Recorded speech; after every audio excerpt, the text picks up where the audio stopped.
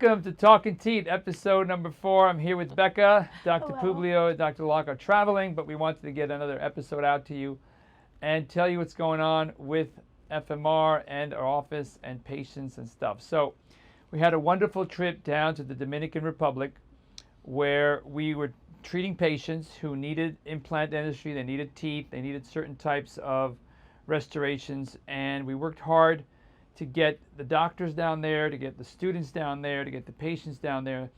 And it was a really great experience for the dentist. It was a great experience for the patients. And of course, in the area of Santiago and Dominican Republic, the patients got to experience a high level of dentistry, caring individuals, extreme specialists in surgery and implantology. And Becca, what did you think? As a lay person coming into it, what did you think about the whole experience? So I thought it was a remarkable success, first of all. It really had a profound impact on the local community. It was really providing much needed dental care to underserved populations. Right. You know, it was really incredible what you guys did. I think it exceeded all expectations. And I think it just was a super positive environment to be in. The local team that we worked with, they were observing and they said they'd never seen such a skilled team work so harmoniously, Yeah. which was really incredible to hear. And also how the FMR team not only delivered exceptional care, but they did so with compassion and the utmost respect for the community and the overall health of Santiago's residents. Yeah, it was the idea came to us when we heard that there was a lot of education being done in Dominican Republic for implantology, and a lot of the patients got great implant surgery, but they never could get the teeth. So there was a lot of patients walking around with implants, but having no teeth because they just couldn't afford to get the teeth after they got the implants. So it's great that they had this wonderful procedure done, but they never got the teeth. The whole point of implants is to get teeth. So when I heard this back in January, when we were talking to the doctors down in the Dominican, we had a big group of 25 dentists who were from the Dominican and said, hey, these people really need teeth and they can't afford to come to us anyway. So I said, listen, FMR is going to go down there. We're going to give the patients teeth. We're going to have the laboratories here. We're going to have digital laboratories here. Everybody's going to chip in. We'll pay the expenses of the teeth. And I went down there and I saw maybe about 25 of them the first time I went down, and I got measurements, I got digital scans, I got impressions for them. And then when we came back this August, I actually delivered these teeth that we have, in addition to helping them, get new implants for some of the people that need extra implants. Sure. So Becca was there taking videos and taking pictures, and for her to be totally out of dentistry, it was really nice to have somebody out of dentistry looking in saying, what are you guys really doing? It's really incredible. And I thought watching you be excited and us doing the work was kind of fun. Yeah, it was great. It was I felt very honored and privileged to be able to watch it unfold and see the results. And just the feeling in the room, the energy, the positivity, it was really something special. Yeah. But I want to back up a little bit and kind of ask you how you maybe conceived this idea. How did you organize everything? How did you, plan this all from your perspective? The ideas, we have wonderful ideas. Yeah. But to execute these things, it takes a lot of teamwork, a lot of background production. As you can imagine, in your own office, if you're doing education we had 10 dentists there. If you're doing education, everything's got to be organized. And for me, my perspective is to make sure everything's kind of runs smoothly. So the background of everything, to get the supplies there, to get the companies to give me the supplies, we had literally 5 huge suitcases of supplies that we had to ship down and then open and then organize. So we needed 2 days just to organize the stuff. Yeah. And we're not talking about a filling or a tooth, we're talking about surgery. So now the whole sterilization's got to be a certain way. The systems in place is a lot of work. But I have a great team. Yep. They went down there early. They got things set up. Everybody knew exactly what they were doing. We had over 10 Zoom meetings about everybody's responsibility. The surgical team, I think, was amazing. Dr. Marcello Guglielmi, Dr.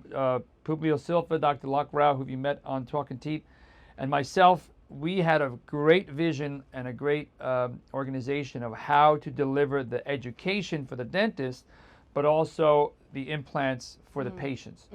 We were organized. So it wasn't easy. Right. It was extremely hard. Took 9 months of planning, but my expectations were exceeded of the team's work and your promotion and what you've done for us. So I was very happy with it. Yeah, it was great. It seemed like it all came together at the intersection of organization, passion, and creativity.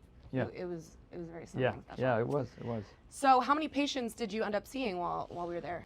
We ended up seeing 58 patients. A lot of them had implants already, Okay. but needed more. Sure. So, like I said, some of the ones we delivered teeth to, they physically got teeth. We had about, I would say 12 patients got teeth that they were waiting for years just to get a tooth.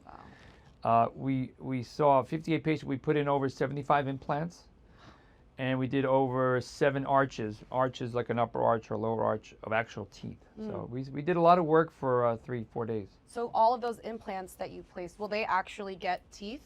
Yeah, so our commitment to the Dominican Republic people is that we're not going to just place implants. This is a big commitment for us as a team of FMR and for the people. We want to be the ones that are going to come back in 6 months and restore those teeth. So they're going to get teeth in 6 months. Once those implants are restored, we take impressions and make teeth. The laboratories are on board, the systems are on board, the digital companies are on board. They're all going to help out. And the cost between digital stuff is not that much. And so for them, we're going to lay that out. We're going to invest in that for the time being, and then again, the doctors are going to learn how to do it. So it's a win-win for everybody. It's really a win-win for everybody. That's amazing. So what ages did you treat? What was the range? Oldest, We had a youngest? lady. So we had 2 twins Oh wow. that were 21 years old that lost the same tooth. Oh, Like interesting. they were born without that tooth. Oh. So just they like me. both got that. Yeah, exactly like Yeah. your implant. So they both got that implant done. Okay. And one of the dentists was out of school, like a resident, and he didn't really know how to make a tooth. Right. So I had my library of teeth, and I sat there, and we measured her face, we measured her smile, we measured everything up, we measured her eyes, and I picked the size tooth that was perfect for her, the color that was perfect for her. And then we used some digital Teflon material, and we put a beautiful tooth for her. So she walked out with a tooth that she hadn't had since she was a kid. Wow. So it was like an emotional kid. And then the twin said, "Am I going to get one of those?" She's like, "Yeah, we're getting one of those too for you."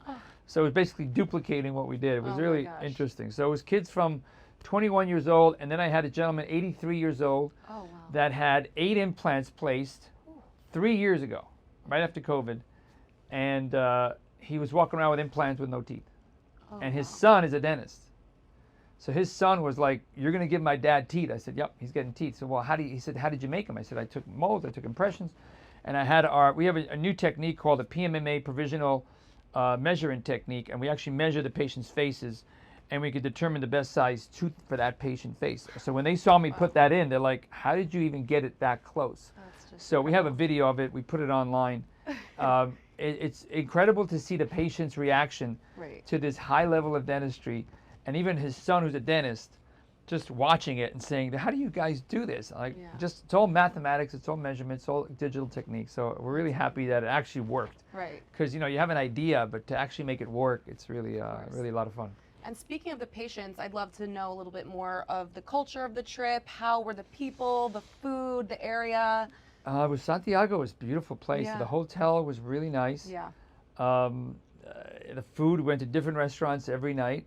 We got a little taste of the town. The good thing is, one of the big things about our course is we have 5 dentists that are from the Dominican. So not only do they know the language, but they actually help the patient through the process. They know the language of how to talk to them. Patients are anxious. They don't know what's going on, Yeah. right? They're doing surgery, they're getting teeth. They're kind of anxious to begin with dentistry. But so to have the people that are from Santiago, who know the culture, know the language, they really, really felt comfortable. And also for the dentists who are from the Dominican Republic, giving back to their people. Like, Right. some of them knew the aunt of the lady who was getting treated, and they were talking, and they were kind of like hugging each other, and it was very emotional.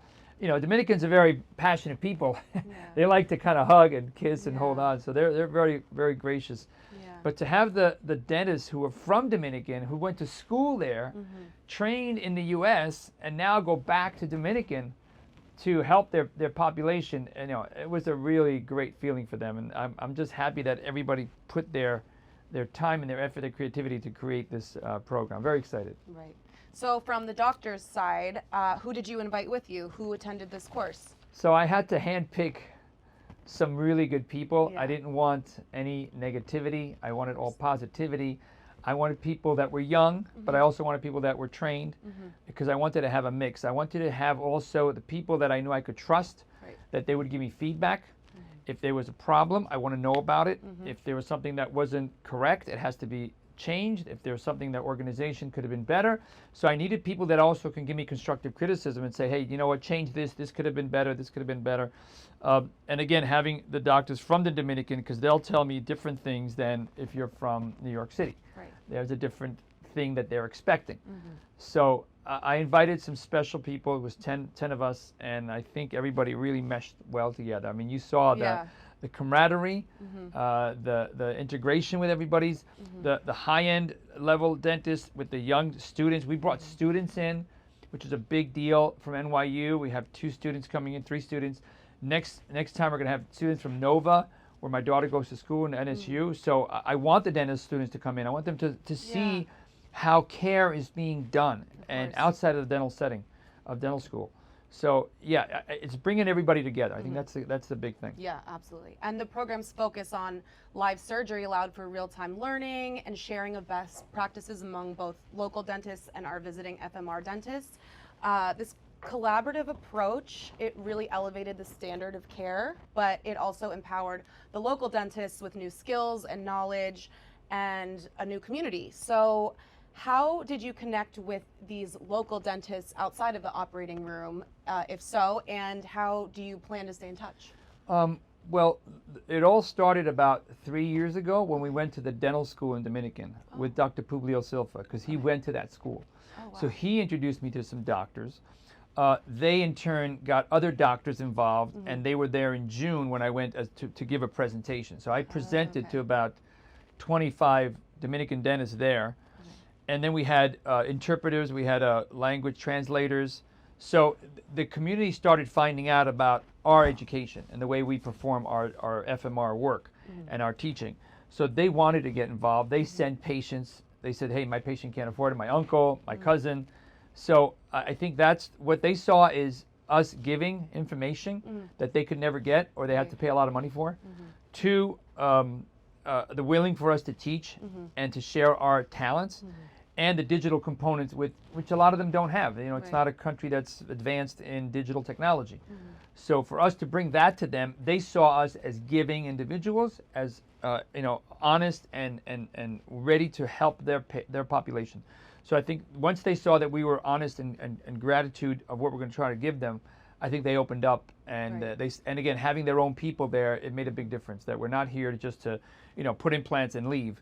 That's not what we're doing, which happened in the past. Right. Let's just tell the truth. It happened in the past. They came, they put implants, they left. They never did anything. And that's not the way we work. And I promised all of them that FMR is committed to these people and making sure they get teeth. That's the bottom line. They have to get teeth. And I think the way that FMR was operating on a professional level really opened the door for them to have a personal relationship with us. They weren't obligated to do anything after that, and they came to all the dinners with us. We now have a group chat with them. They really have found a community in us, and just as we have in them.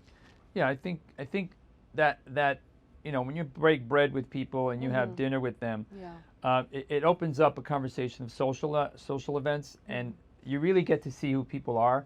When you're at dinner with them, you kind of see who they are. And again, to me, my whole career, Dominican people have been wonderful. My driver's Dominican, my parking attendant's Dominican, one of my friends is very close Dominican, Dr. Publio. So again, the country and the culture for me really speaks volumes for who they are. And at dinner, we found that out, especially with the music and the food. It got to be a lot of fun too. It was incredible. Yeah. All right, so what is next for FMR? What's happening this year? We're starting our Friday course in October, which is every Friday. We're already sold out for that. We have a couple of spots for auditors, and we have the online option. So FMR Fridays are starting. Our 4-day course is coming up October 24th to 27th. So we have another 12 spots there. Yes. So we're gonna bring in new doctors who want to start the FMR process. We're gonna go back to the Dominican probably end of December because the weather's really nice, and I want to hit the beach. And it's going to be more of a restorative type of education, so I'm excited about that. And then probably in March we'll come back with the surgical part and do our surgical training there, because they want us to come back, of course. And then you always do your yearly FMR retreat. And we upstate. do in January we do our FMR retreat. That's at St. Basil Academy. That's always great. And then we just signed a contract with NSU Nova. We're going to be doing our provisional course there and our 4-day course in Nova starting next year in May. So that's exciting. Nice, yeah. So we're bringing FMR to Florida. Great. Which I've been trying to do for a long time. All right, well, I think that wraps up all my questions for this episode. Thank you for joining us. Hope that was informative. Any questions, email Becca at FMRNYC.com. That's the website. And your email, Becca at houseofconceto.com. houseofconceto.com. Or you can email me, drdean17@gmail.com. Have a great day. Take care. See you in the next episode.